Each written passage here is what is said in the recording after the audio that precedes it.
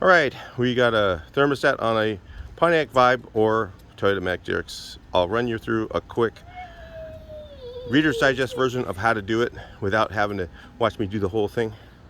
Sometimes I get pretty bored watching those videos, maybe you do too. To get the belt loose, you put a breaker bar on. There is down here, that thing right there, it's just a blank bolt like that.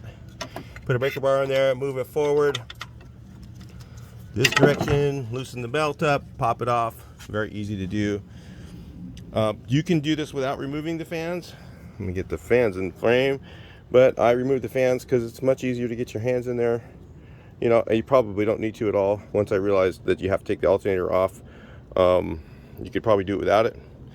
So you take the alternator off. You got two bolts, one 12 millimeter on the top, 14 on the bottom. Take the alternator loose. Yeah, you should probably remove the battery, but it does have a nice protection unit on there, so I'm not going to worry about it myself. Thermostat is right below that.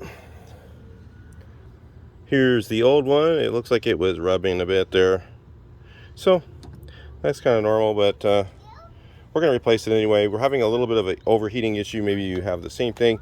If you do, comment below. If not, even though maybe it just all of a sudden randomly starts getting hot, and then it cools back down, and it'll warm up. Just it doesn't get overheat, but it gets past the middle where it normally is, and then it just starts doing some weird stuff, and the fans start going on and off. So I wasn't sure if it's probably getting hot enough to where it gets too hot for the AC, and that's clicking the fans on and off.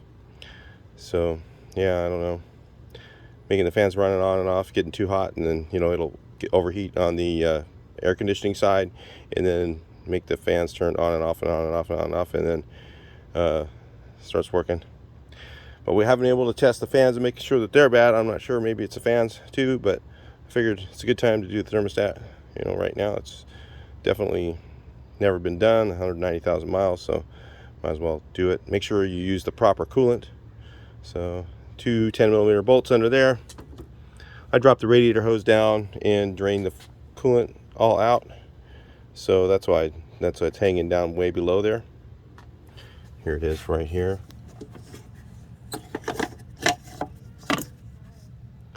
Yeah. All right, so what I'm going to do is I'm going to reuse this O-ring. It feels like it's in good shape. Make sure the vent hole is up. This little thing here, that's the vent. Needs to be upward so that the air can flow out of there. All right, put it back together, assemble it, fire it up, and fill it up with coolant. On this one, I'm using house brand O'Reilly antifreeze, universal antifreeze. Make sure you use the particular stuff for your car. Make sure it's the correct antifreeze. And the other thing that nobody does, it's so weird, is always use distilled water in the radiator, or if you don't have that, you can always, if you have like a water purifying system in your house, use purified water in the radiator. The reason you do that is it leaves less deposits in the system. If it doesn't have the alkali and the lime and all that stuff that's in your typical tap water, those deposits don't end up in your radiator.